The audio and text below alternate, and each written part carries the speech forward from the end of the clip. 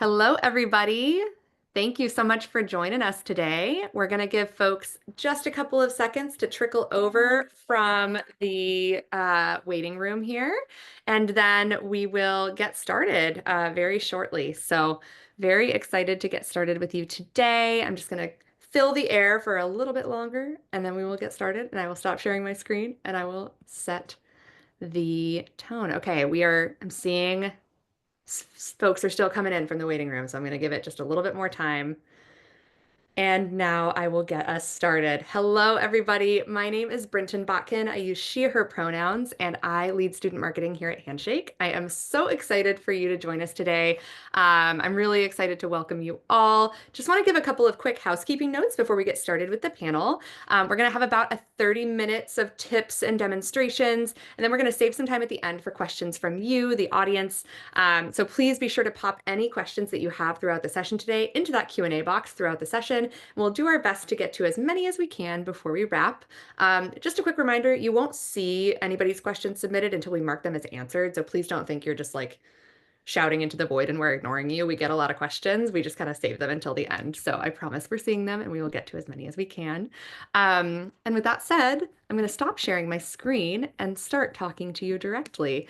I'm super, super excited to be here today because in college, I remember that January was always a time that felt really stressful. After being home during the winter break and getting a lot of questions about my post-graduation plans or what I was doing over the summer, it always made me feel a lot of extra pressure to figure out my career path.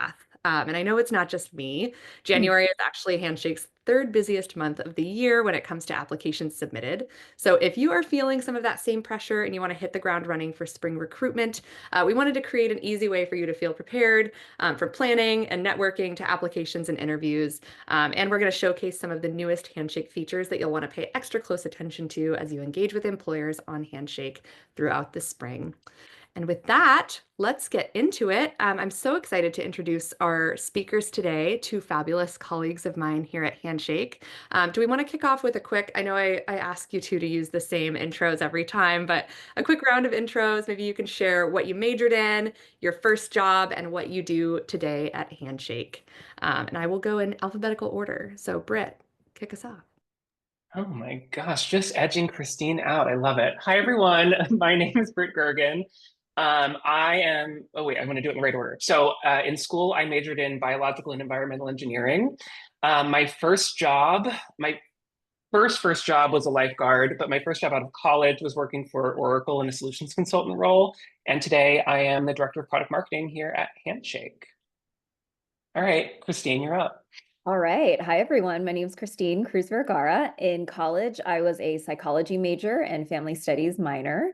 And my first job was a waitress at an old folks retirement village. And my first job out of grad school, I went straight to grad school after college. And so my first job out of grad school was as an assistant director running new student orientation at a university in the DC area. And now I am the Chief Education Strategy Officer at Handshake. So I run the education side of our business and partner with our 1,600 plus universities and colleges. Beautiful. Well, thank you both so much. I am super excited to get into it. Britt, I will maybe give you you can go back burner. You can turn off your camera if you want for a little while. Christine and I are going to have a chat here. But Christine, I know prior to Handshake, you mentioned you worked primarily in university career services. So you know a ton about what it takes to find a job and what employers are looking for in their hires and the ever-evolving landscape that today's interns and entry-level hires are experiencing as they kick off their careers.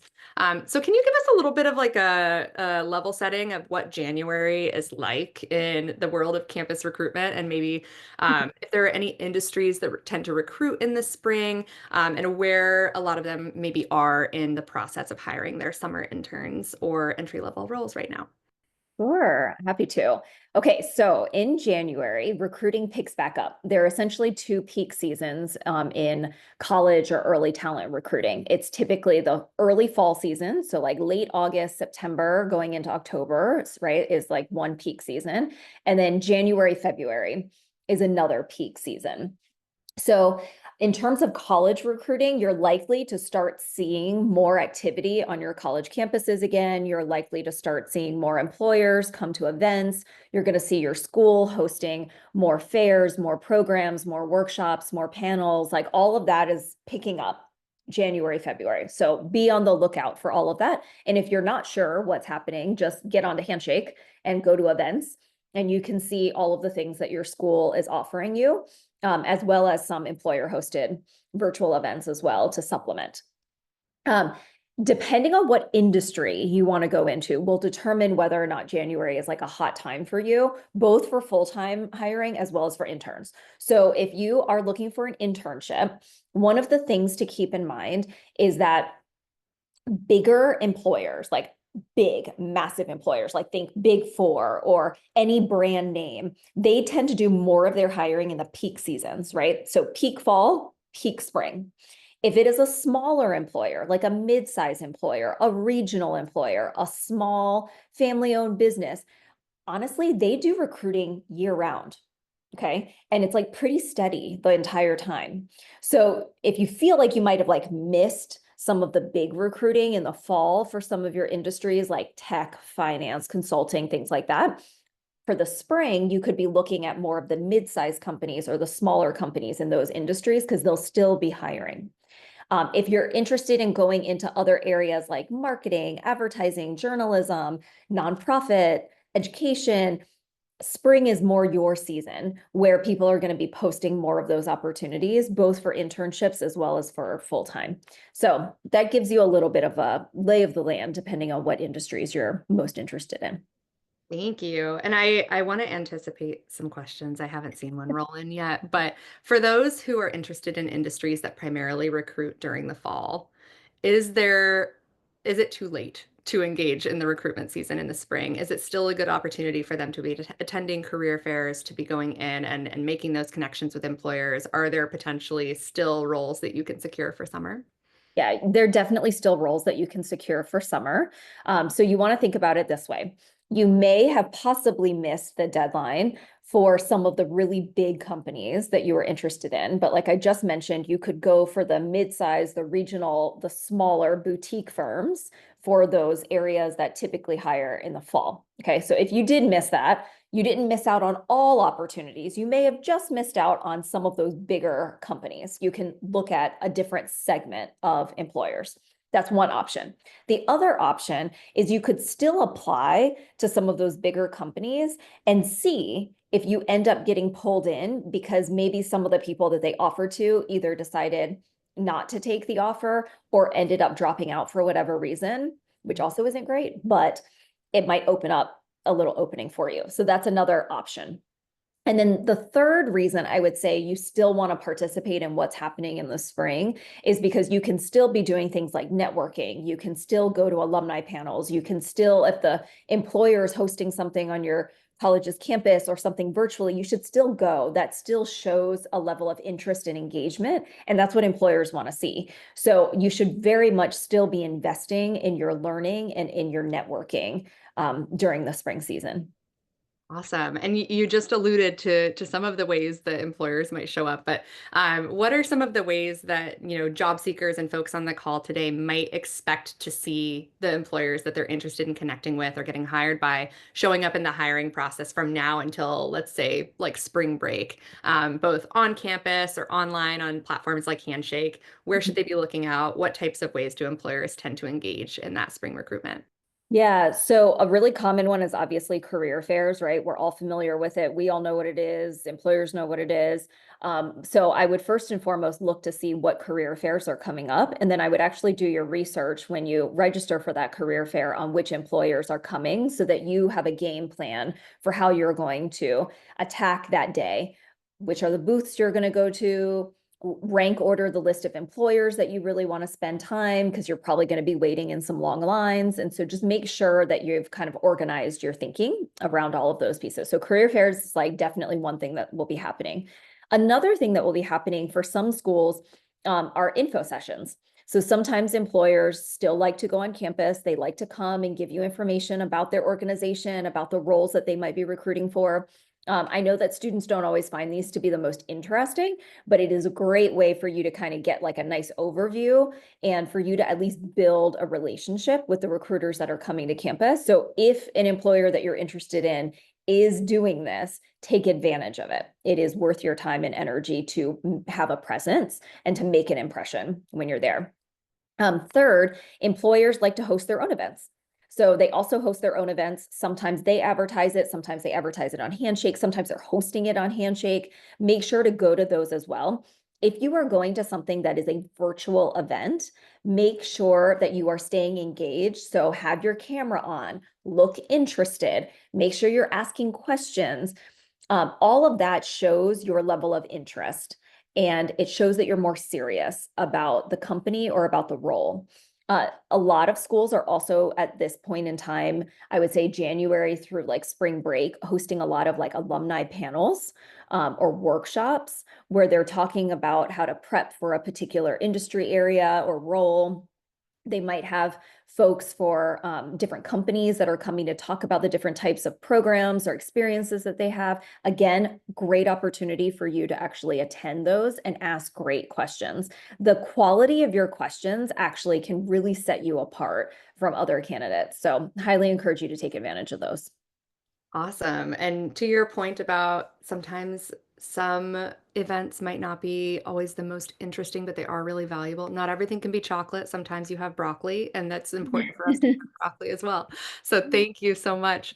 Awesome. Okay, let's get into, some quick tips. You, as I mentioned earlier, are a pro. So if you had to share just a few things that everyone here should know as they dive into career fairs and interviews over these first few weeks of spring, what would you recommend for them? Okay. So one thing that I'll actually tell all of you is don't just mass apply to everything. So I hear often people will say, I applied to like hundreds of jobs and I'm not really hearing back. And I have a lot of follow-up questions for you, honestly. If you tell me that, my first question to you is, did you send in the same application for for all 100 jobs? Is it the same resume, the same cover letter, the same information? The reality is like, just as you are making the effort, an employer will be able to see some of that effort. So if you're not tailoring your materials for the different places that you're applying to and things like that, a lot of times a recruiter or a hiring manager can sort of see that and they're comparing you with someone else who may have taken a little bit more time and energy around that. So I'm also not saying apply to two things and then hope that one of those things comes to fruition, but you don't have to mass apply to hundreds of things in order to hear back. I would actually encourage you to place your time and energy into doing more networking. So you could use something like the people search on Handshake, which actually allows you to find your own peers or alumni at other Handshake schools that you could reach out to and actually get advice and start to build some of those relationships. We know a lot of you don't have a big network. You're in school. Nobody expects you to have a big network. But now's the time to start building one. And so the more networking that you do, the more insider information and intel you're getting, like that's going to help you shape your process, your application timeline, the jargon and the words that you're using in your materials so that you sound like you're talking shop with somebody who's in the industry that you want to be in. All of that is going to be helpful in helping you to get one step further in the application process. What I will say is this, if you are someone who has applied to a bunch of things and you're getting the interviews, but you're not getting the job, you might want to do more mock interviews. So I would practice your interviewing with somebody.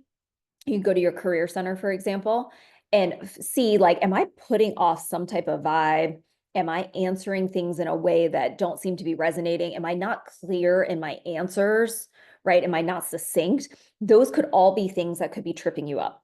If you're applying to a lot of things and you're not hearing back at all, it could be something with your actual materials. Maybe there's a red flag on your resume or something about how you've written your cover letter isn't hitting right, or there's something on your profile that seems to be making people hesitate. Again, go to your career center, have somebody take a look at all of those materials and see if there's something that's standing out. But those are some of the tips that I would give you that you can all do within the next couple of weeks. Amazing. And I We have a lot of questions for you that I know we'll get to at the Q&A section at the end of this, but some of them have to do with things that you just shared. And one of the things that you mentioned was like red flags that might be in your resume or cover letter. Speaking of red flags, I would love to talk about common mistakes or pitfalls. Are there any mistakes that you've seen people make again and again in the job search and application process, or any tips that you would give for folks to avoid making common mistakes that you've seen? Okay, well, I'll start with the most common one that I know, Brenton, you and I have talked about multiple times It's before. And very anyone important. Yeah. is like, you've heard me say this before. There are 4 steps to job searching or internship searching. First are your documents, resume, cover letter, profile. Second is research, micro and macro research. Third is networking. And fourth is actually searching and applying. The biggest mistake is people do steps 1 and then they go straight to step 4. Okay. They do 1 and then they go to 4. So they have their resume, their cover letter, and then they apply. And they don't actually do enough of step 2 and 3. You must do enough of your research around industry trends, the jargon, the structure, the job roles, how it's all interconnected. And you must do enough work around networking. If you do those 2 things, your step 4 will be more successful, but it takes the work up front to do some of those other steps. So that's probably one of the biggest mistakes I see with students. And once they actually shift and make those changes, they tend to do much, much better. Another mistake that I tend to see students make is they have a really negative mindset. So they go into the process, they hit a few bumps or hurdles or rejections, and they're like, this is never going to work out. I'm never going to get a job. And they get super, super negative. Look, I understand it's hard. I understand it's taxing. I know that it can be a real slog to go through this process. And it's hard to like stay optimistic. You must find people in your life. I don't care if it's just one person, but you have to find someone that can be your sounding board, that can sort of like absorb the negativity and help you be positive going into this process, because I promise you that like air of negativity permeates from you, and an employer will feel it and see it and sense it in an interview. And that will hurt your chances of being selected, because people want to bring in someone that has sort of the drive and the optimism and the hunger, not someone who's like coming in with a little bit of like that defeatist attitude, right? So your own mindset, while very, very hard, is actually one of the things that you can control and one of the most important things that you can keep in mind. Now, if you want to get really tactical, there are a few other things that I see, like common mistakes on a resume. People don't use action verbs to describe the things that they are doing in their bullet points. Every bullet point should start with an action verb. They don't quantify the work that they do. So they say things like, I helped a lot of people. Well, a lot to you might be 10 people. A lot to me might be 100. So like quantify your work in what you do. Cover letter, common mistake. People essentially just summarize their entire resume into their cover letter. That's not what a cover letter is. A cover letter is about depth of experience. You're highlighting 1 or 2 examples and you're bringing it to life to show off the skills that they're looking for in their job description. So those are some of the things. And then I think in the interview process, one of the biggest mistakes I see people make is they're too wordy in how they answer the interview question, and they lose the interviewer in the process. So they didn't stay succinct in the way that they answered a behavioral interview question in particular. Do you have any favorite action verbs for a resume? I mean, there's lots. Led, facilitated, developed, co-created. I think all of those show a level of both teamwork, but also initiative. I love that you answered that one on the fly. You're truly just a pro. Okay, amazing. I do want to get over to our product demo shortly, and then we'll save time for Q&A at the end. We have gotten quite a few questions, but do you have any final words of advice or encouragement for the audience to round us out before we get into our product how-to section? Sure. One quick thing. It's a tough job market right now. So I want to be the first to acknowledge that. It's competitive. It's a tough job market. And there are a lot of things in flux, regardless of kind of like what industry you're potentially looking to go into right now. So the best thing you can do is keep an open mind, Be willing to think about how your skills could be applied to areas, industries, roles that maybe you hadn't considered going into school, and be willing to pivot. Some of the best things you will find in life are unexpected, and I highly encourage you to just be open around what's possible. This is not your forever job. This is your first job. And you can do a lot of things and learn a lot of things and then continue to pivot and grow from there. So I'll leave it at that, and I look forward to answering more questions later. Awesome. Thank you, Christine. I will call you back to the stage when it's time for Q&A, but in the meantime, thank you for all of that important info and things to keep in mind. You're such a great example of how knowledgeable career services professionals are, and that's a convenient segue to our next section where we will show you how to make appointments with your college career services on Handshake. And then after the demo, we'll open the floor for some of your questions. And so be sure to keep adding those to the Q&A section as we go. With that, we're going to get into some Handshake specifics. So Britt is a Handshake product pro who knows the ins and outs of our entire platform, including all the easiest things that you can do to get the most out of your experience on Handshake this spring recruitment season. He's going to walk you through some of the essentials. So don't sleep on these tips, especially the new features that we've just recently rolled out. And Britt, I'm going to go ahead and hand it over to you. Thanks, Brenton.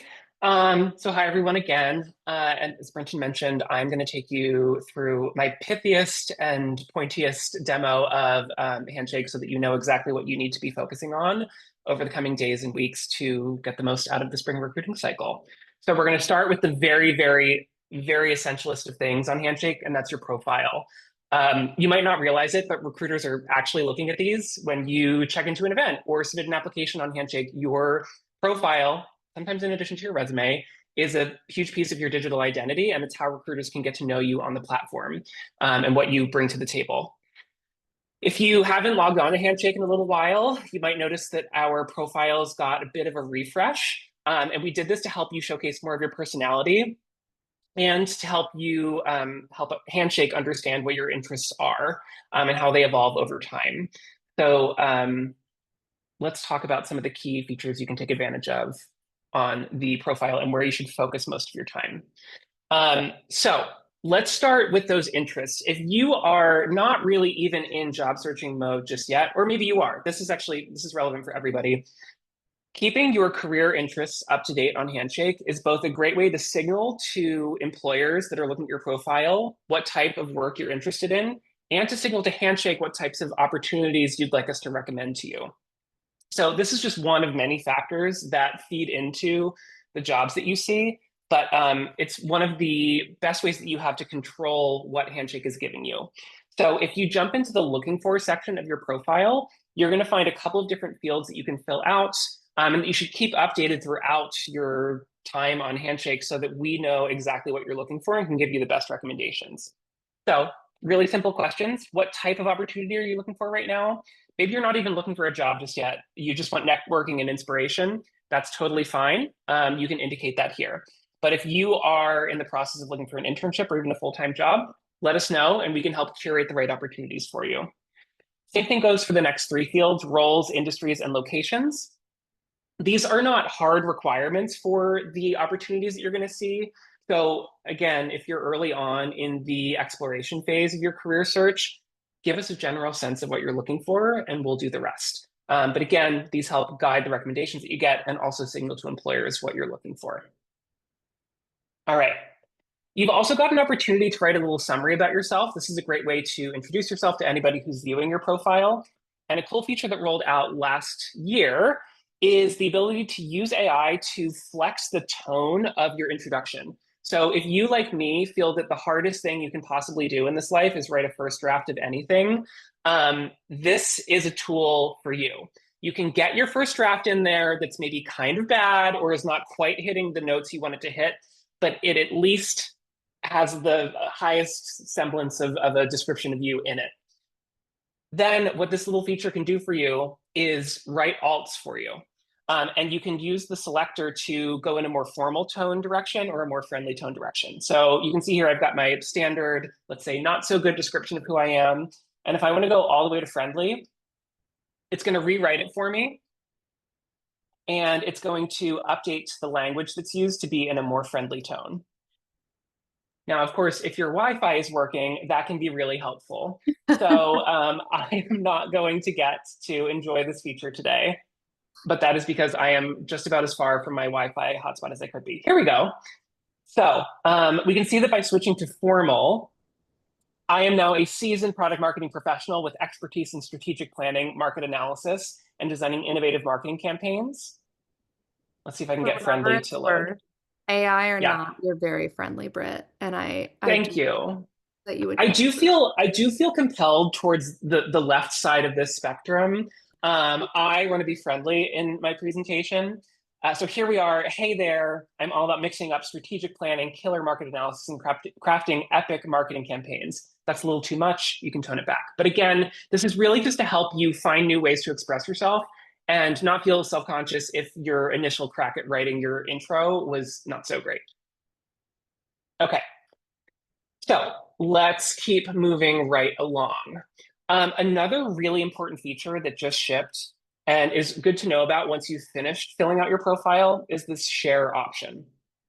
So some of you may have already seen a pop-up about this in the product if you've logged in lately, but you now have the ability to make your profile visible outside of a Handshake login. You can control this from the settings page in your, I'll show you this in a minute in the dropdown. But once you've enabled it, if you click the share button, you're going to see 3 options that allow you to share this public version of your profile with others. You can just quickly copy the link if you want to pop this into a text or an email. Super easy from there. You can also automatically add it to an email in your email client. And most importantly, and most fun, we will also generate a custom email signature for you featuring your Handshake profile link. So if you are up in Gmail creating a standard signature that shows up in all of your emails, here's a really great way to make a professional looking one that features your headshot. This will be your school. Handshake is my fake school. Your grad year, your major, and then a link to your full profile. Great way to make all of those emails look really professional. And when you're communicating with any recruiters, get them back into Handshake to read the full description of you. Okay, I'm going to slowly scroll through the rest of the profile and just hit on a couple of other ones that are really important for you to fill out that you might not be thinking about already. Skills. Is a great place to invest in if you are feeling a little bit shy about your existing work experiences, or if you don't have any. Skills can come from anywhere. They can come from projects, they can come from extracurriculars, they can come from classes. So really think through the outcomes that you've driven through all of those different outlets and fill out your skills, even if you're not ready to fill in a work experience just yet. Work experiences, we all know what those are. We're all just trying to get them. I'm going to skip that. Your education is probably going to be filled out for you by your institution, so you won't need to touch that. But down here at the bottom, we've got a couple more options that I know you're going to be able to fill out. Highlight some of the courses you're taking currently, organizations you're a part of. You can link off to projects that are hosted externally. So if you have like a website you want to point to, you can do that here. And you can also, as of a couple months ago, add language proficiency. So if you are a German minor like I was, and you can still claim elementary proficiency in German, put that on your profile. It'll make you stand out. But again, I think if you're going to spend 5 minutes doing anything, you should fill out the looking for field. It's really going to help connect you with the right opportunities and signal to others what you are interested in. Okay, so let's talk about taking it to the next step. And I want to highlight a couple of other aspects of your profile that you can configure, just not from the profile page itself. So we're going to jump over to the settings tab. I'll call out a couple of things. So from the settings tab, you do have the ability to update a couple of fields from your profile, but 2 main things I want to call out here. One is the ability to add additional email addresses and mark a new email address as your primary. So in most cases, your school is going to have pre-created an account for you, and they've probably associated it with your .edu email address, which is fabulous. That's great. You, however, might have a Gmail or, God help you, a Yahoo account that you want to actually get emails from Handshake via. And you can add those here. You can actually add as many email addresses, alternative email addresses as you like. And once you've added an additional one, you'll also be able to set it as your primary, which means that you'll start receiving email notifications from Handshake there. This is especially important for any of my friends on the line who are graduating in the coming months. Because once you graduate, either your school might turn off your .edu email address, or you might just stop paying attention to that bad boy. Update to your personal email address so that it's easy for you to stay on top of Handshake notifications and continue to get value out of the platform. And this is relevant for anybody who wants to make that change. But again, especially if you are a senior, go add your personal email address. One other thing, actually, let's say two other things to note here. You are able to self-identify your gender, race, and ethnicity if you would like, completely optional. If you click this I, sharing this information is about helping interested employers connect with you more readily on the platform. So again, not required, but a good way to help you stand out and receive outreach from employers. The last thing that I wanted to call out on this page is the toggle to enable you to share your profile. So if you jump over to this page, you'll see this privacy block, which to date has allowed you to change how your profile is visible within Handshake itself. So you had options that are private, employers, and community.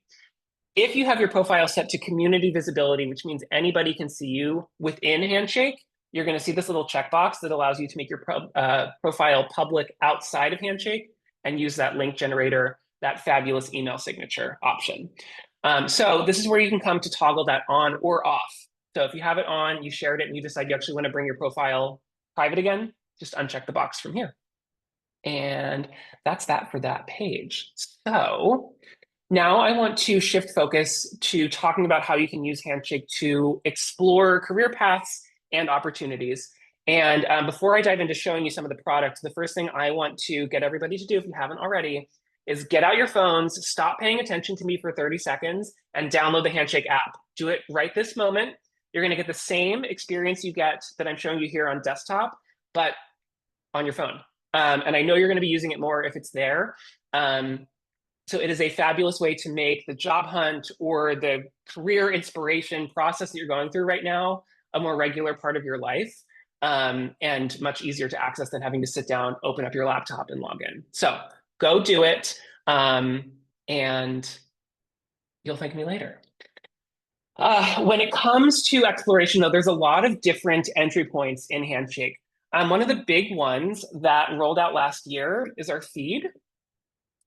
So the feed allows you to see career content from employers, from your school, and from students like you. It's also where you can create your own career content to help build your personal brand and stand out to employers who are hiring this fall.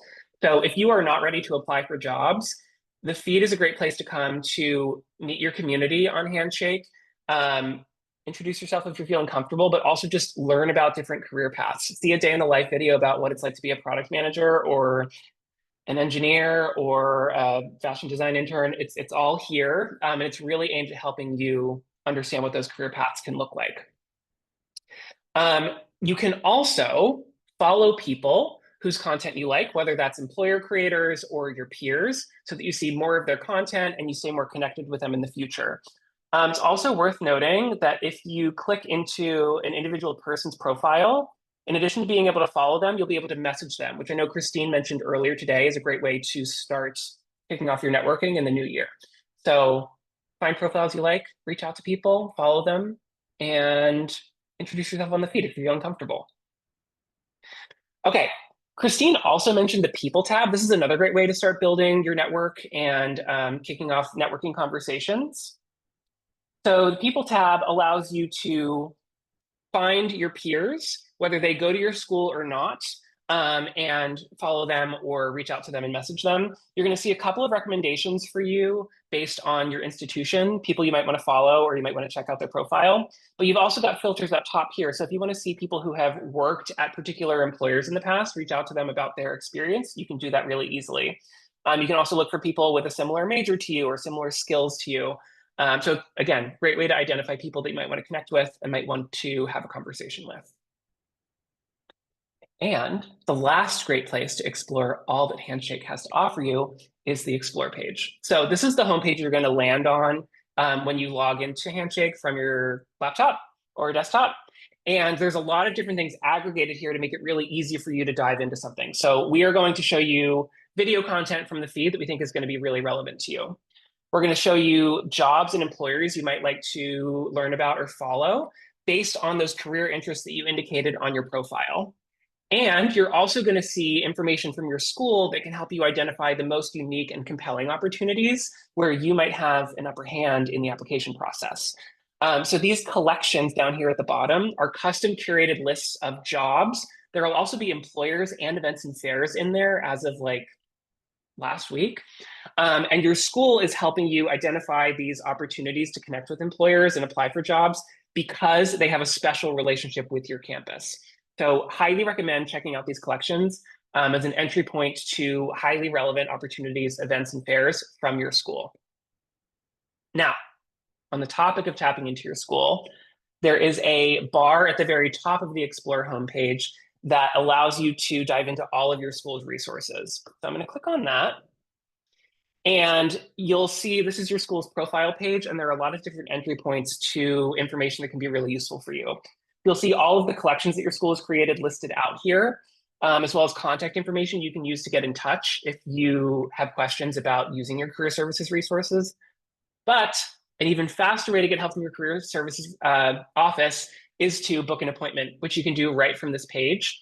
And hopefully, if listening to Christine talk for 10 minutes is any indication, your Career Services Center has a lot they can teach you. They can answer all of your questions. So whether you need career guidance, resume feedback, or just more resources to help you understand what types of jobs you might be able to land, schedule an appointment. Okay. In the interest of time, because Brenton, how are we doing? We are doing great, but we have plenty of questions that we can get to. So okay, let's wrap it up in the next couple of minutes. Roger. Lovely. Okay, so a couple more tips. If you are ready to start applying for jobs, you are one of those seniors looking for an opportunity, the events tab is going to help you really easily identify upcoming events and fairs that are relevant to you. This is a fake school we're looking at, so there's nothing here. If you log in, there's going to be lots. So there are a couple of quick filters here at the top to help you identify fairs at your school or events with employers. So I highly recommend you come in here and check out what's coming up. There are great opportunities to network and learn more about opportunities that might be of interest to you. Now, when it comes to applying for jobs, you are going to want to head over to the Jobs tab. And a couple of really quick tips about the job search. Before you enter any keywords or use any filters on this page to try to look for specific opportunities, Handshake is already recommending jobs to you. Every job in this river over here on the left, by default, these are the 50 best jobs we have to recommend to you based on what we know about you from your profile and from your activity on the platform. So don't sleep on what's already there. And if you're feeling overwhelmed by the notion of coming up with a keyword or finding a filter that's relevant to you, scroll through these. You can save jobs really easily. So if you want to come back to them later, you're just having a scroll sesh, do that, and they'll live in your Save tab later on.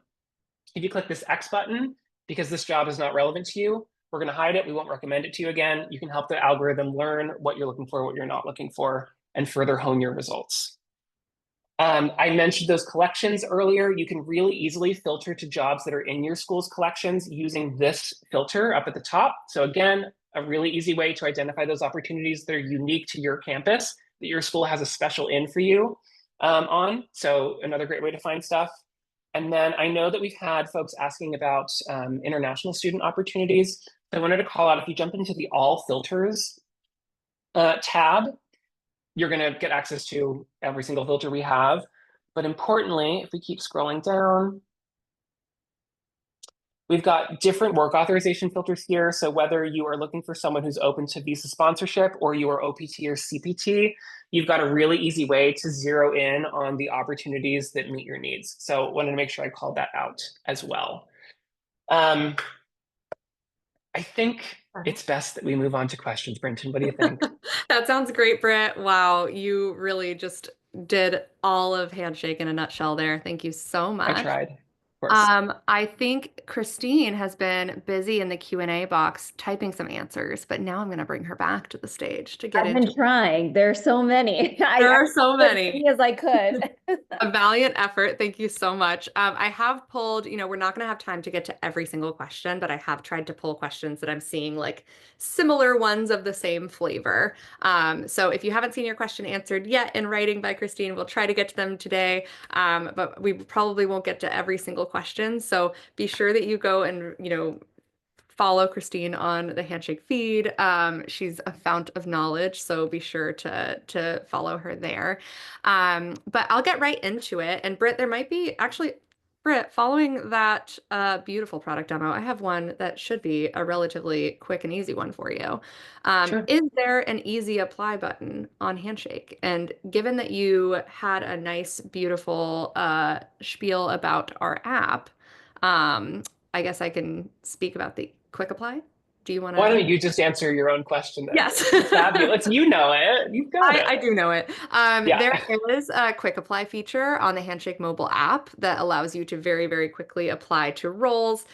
So make sure you download that app and you are using that quick apply option. It leverages the resume that you have uploaded to your profile, obviously your Handshake profile, because Britt did such a beautiful demo. You're going to fill that out so that it's very, demonstrative of all of the things that make you so special. And Quick Apply allows you to just very easily like press a button and you're applying. So make sure you download the app and that is where you will have access to it. Um, Amazing. Sorry, Britt, I made you come off mute and then That's okay. spoke That's right over you. okay. It was wonderful hearing you answer that question. You did it so wonderfully. Love it. All right, Christine, over to you. We have quite a few questions from folks who are either recent grads or folks who graduated on like a non-traditional kind of time frame, so maybe fall graduates or winter graduates. So one of these questions is, what tips would you recommend for college grads? I just finished undergrad and my job search hasn't really led me anywhere. Would you recommend anything differently for somebody who's maybe a recent graduate versus somebody who's a current student, Christine? No, a lot of the tips, a lot of the things that I'm sharing today apply whether or not you're a recent graduate or you are still in school. Still a lot of the same things. Still need to network, still need to do the research, still need to keep a good positive mindset. Like all of those are all of the same. I think one of the things that you can also consider if you are a recent graduate or you're someone who hasn't had any luck yet with your full-time job is to think about, do I want to do an internship right now? Maybe I want to try out a few different things. Not my ideal, not exactly what I was looking for in terms of income, but it is something. And it is something that could hold you over while you are still searching for your full-time opportunity. The same could be said for like volunteer opportunities or things like that, if you needed it to sort of buffer you while you're continuing to search. But generally speaking, tips are the same. Awesome. Thank you. And I have a question that is, can I still apply for internships after graduating with a master's? Is that something that, yeah, still on the table, right? Yeah, absolutely. You certainly can. I would be obviously look for something that is relevant to what it is you're interested in, so that ideally it could be a nice stepping stone, whether at that organization or company or to kind of a competitor set within your area of interest. But yeah, you can absolutely still apply for internships. It is common during tougher economic times in terms of like a competitive job market for sometimes recent graduates, whether you're a recent graduate from undergrad or from master's or even PhD, to sometimes think about an internship. So that is certainly an option if that is something you're interested in. Awesome. Thank you. Okay, we got a lot of questions about networking because you were talking about networking a little bit earlier, and I do feel like the concept of networking is a big hairy beast that feels very intimidating. Yeah. Do you have any recommendations for how to grow your network as a student and like particularly making stronger connections? I think just generally any networking tips you might have, Christine. Yeah. Okay. You can think about networking a couple of different ways. So I think what might float into many people's mind is like, oh my God, I have to go to this networking event. There's Mhm. going to be lots of people milling around. I'm going to have like a drink in one hand or some hors d'oeuvres. And then I've got to go up to these people and I have to figure out what to say. And then I have to figure out how to get out of this conversation with this group and make it over to somebody else. Right. And like the thought of that for a lot of people is like anxiety ridden. And you're just like, oh my God, I already don't want to do this. If that is you, if you are hearing me describe this event and you're like, oh my God, that is my worst nightmare, I do not want anything to do with that. you should pivot to doing an informational interview.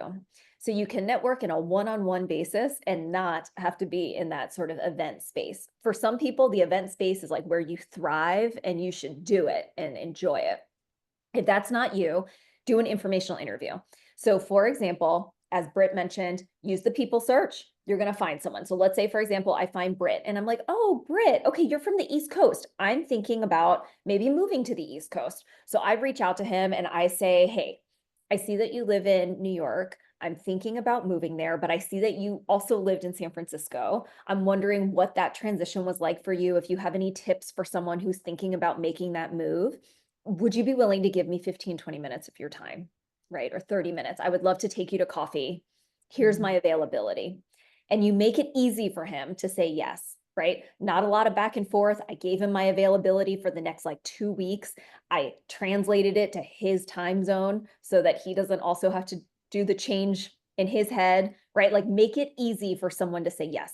Then when you actually have the meeting with Britt, so let's assume Britt's wonderful and kind and he has time and he responds to me and now we're going to go have coffee and I'm going to learn about what it's like to live and intern in New York City. And so in that, I want to have at least, I'm going to have prepared probably like 10 to 15 questions. Okay. I'm not going to get through all of those in 30 minutes unless Britt is like the fastest answerer ever. That's okay. You want to have more questions prepared and available to you than not, so that you don't have some weird, awkward silence where you suddenly are nervous and you can't think of something to ask them. But you're going to rank order the questions so that you know what you want to ask. And the biggest thing is just take a genuine interest in the other person. That's all you really have to do. That's like what building a relationship is about, is taking an interest in someone else. So ask the real questions that you're wondering about. Like, what was this really like? What was hard about this? What do you wish someone had told you that you didn't know, right? Even if it's not about New York, it's about your industry, it's about your role, things like that. You can always ask them. I always encourage you to ask them, what are some of the emerging trends that you're paying attention to within this field that we're in? So if you're in analytics, if you're in marketing, if you're in journalism, whatever you're in, ask that question. Who do you read? Who do you follow? What are the articles you typically read? Are there typical podcasts that you're listening to that help you to like stay up to date on these things? That's all research for you. That's going to help you do that macro research I was talking about and understand your industry better. You might say something like, can I show you my resume so that you can give me tips and advice on how to make it better? Are there things that I should be pulling out or talking about, or based on our conversation and some of the things you've asked me, are there things that we talked about that you would want to see on here that I haven't really articulated well, right? Like you're using all of this to like make your materials better, make your knowledge better. And then at the end, you might say something like, this was really helpful. Do you mind if we stay in touch? And do you have one or two other colleagues that you would encourage me to reach out to so that I could continue learning more? Right? All of that will help you to develop a genuine, authentic relationship with someone where you're getting real advice and you're able to now keep that relationship going into the future. And it helps you build your network. Awesome. Thank you for that. And you actually answered a question that came in while you were speaking about how to continue relationships further after meeting people with Wait, that. hold on. I'll give you one more tip on that. Yes. Okay, so when you're talking to someone, you're like, you want to pay attention to the things that they might mention, right? So someone might say like, oh, my daughter's birthday's coming up, or I just got my dog a year ago, or the holidays are coming, right? Like jot those things down, because those are easy ways for you to be able to keep in touch with someone, right? Like the holidays are always an easy way to just like check in on someone. Thanksgiving's coming up. I just wanted to check in. I was just thinking about how grateful I was about the conversation that we had a few months ago. I've really used some of your advice and I've put it into practice. I hope you're doing well. You don't even have to ask them for anything. It's just like a nice touch base that makes people feel good that they were somehow helpful to you, right? So use those little tidbits as a way to also keep in touch with folks. Or if you come across an article or you listen to a podcast that they recommended to you and you're like, oh my God, this like particular episode was so interesting. Did you listen to it too? What did you think of this thing, right? Like those are always easy ways that you could find touch points. Awesome. Thank you so much. Okay, we have so many questions, so I want to make sure that we get to as many as we can. This one, I think Britt or Christine, you could answer. And I think it might be kind of a layered one, but does Handshake vet employers who post on Handshake? Is that something either of you want to take? We sure do. Yeah. I'll let Britt answer it as well. We do a couple different things. We do have our trust and safety team essentially verifies that employers are legitimate by looking at their employee identification number, their EIN. And so they're looking at that. They're looking at IP addresses. They're looking at a number of different things to try and vet out as much fraudulent employer activity that's possible. We're really fortunate that on Handshake, we have a significantly smaller sort of fraudulent employer number than many other job boards because of how stringent we are around our trust and safety measures. That being said, I will be the first to say to every job seeker, it is your responsibility to not get scammed. If something doesn't feel right, if something doesn't sound right, if something doesn't smell right, you should trust your gut. Never send payment, never send personal information, right? Like all of those things are like red flags that you should just be a little bit cautious of. So even though we have very strong trust and safety measures, I would still say you should educate yourself on how to make sure that you're not prey to scams, because obviously bad actors, that is their job. They are trying to trick you and they will try and get around all of the things. And then Britt, what would you add to that? The only thing I would add to that is that if you get outreach like that that smells fishy, flag that person in Handshake, and our trust and safety team will immediately look into their account to see if they need to be suspended for malicious activity. So if you get that type of outreach in Handshake, it's not that you can't do anything. Take a moment to report that person. Mhm. Awesome. Thank you both. I'm going to answer a question that has come in a couple of different versions that I think I am most equipped to answer, which is where can I access the recording of this meeting? Because there's been a lot of good information shared here. And I will say we're going to be emailing this recording to you tomorrow if you registered to this for this event on Handshake, but it will also be going live on our blog a little bit later today. So you will be able to find it on our blog, on our YouTube channel, and in your email inbox tomorrow. All right, I want to get to another question here. This is an interesting one, Christine. At what stage does the cover letter get read, and by whom? Who should I tailor my cover letter towards? Usually the cover letter is getting read at the beginning of the process. Like when they're first reviewing your resume, they're usually looking at your cover letter as well. So it's usually earlier in the process versus later in the process. It's typically the recruiter, or in some cases, the search committee. Occasionally it might be the hiring manager, but I would typically assume like recruiter first before it gets to hiring manager. And what was the third part of the question? Just who to tailor it, what when it's read, who reads it, and who I should tailor the cover letter towards. You're tailoring it for the hiring manager, even though the recruiter is likely to be the one to read it first because they're recruiting on behalf of the hiring manager. So always tailor it for like the job description. That's the easiest way. The quick tip, when you read a job description, I want you to distill down to what are the 3 to 5 top skills that this job is looking for based on that job description. Then I want you to think about your own experience. And I want you to come up with like one really fantastic example, maybe 2 really fantastic examples that when you tell me the story of that example, I'm like, wow, this dude really has those 3 to 5 skills, right? So maybe example number 1 covers like 3 of those skills. Example number 2 covers the other 2 skills. That's fine. Okay. Those are the body paragraphs of your cover letter. And if you're wondering how to structure that, you could essentially actually use the STAR method that you would use for behavioral interviewing. You could use that for how you structure your paragraph. So first sentence is like, what's the situation or thing that you had to do, right? Your example. T is like, what task did you have to accomplish? A is what actions did you take to accomplish said task? And R is what were the results from that? And that should keep your paragraph pretty tight. Awesome. Thank you so much. Okay. We have, I'm really struggling to pick which questions we only have a couple more minutes. So I'm trying to choose the ones that we're getting a lot of different variations of. And we have quite a few questions from international students, Christine. I know Britt already showed within the Handshake product how you can filter for roles that, you're qualified for based on your sponsorship or your visa type. But do you have any other guidance for international students or folks applying for jobs in other countries that you would recommend? Sure. Okay. So for international students that are here in the States, first and foremost, I understand that your process is more cumbersome. It has more steps. There's more that you have to organize and you have to start earlier than everybody else. So the first thing that you should do is make sure that you go to both your international student office at your school and you go to the Career Center. Both of those places, when you first go, your question to them is, I want to do an internship, or I'm looking for a full-time job. I want to use my OPT or I want to use my CPT.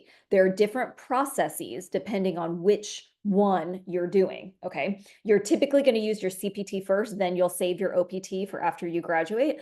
But the big question is like for your school, what are all of the documents, the checklists, the things that you have to like do so that you are formally verified through your school? That's going to vary slightly depending on where you are. And it does vary sometimes year by year as international regulations and your visa regulations change. So make sure that you're going to those two offices to get the most up-to-date information, and then you can start your process. A lot of the things that I talked about today are still going to be appropriate for you. You're going to network, you're going to research, you're going to apply, you're going to do all of those things, just with the added upfront work of making sure you have the checklist and the order of everything. Otherwise, sometimes students get the internship and they're like, oh, fantastic, I have this. And then the office is like, you needed to get approval from me first. And like, right. And then everything gets like more cumbersome. So just do yourself a favor and like start there.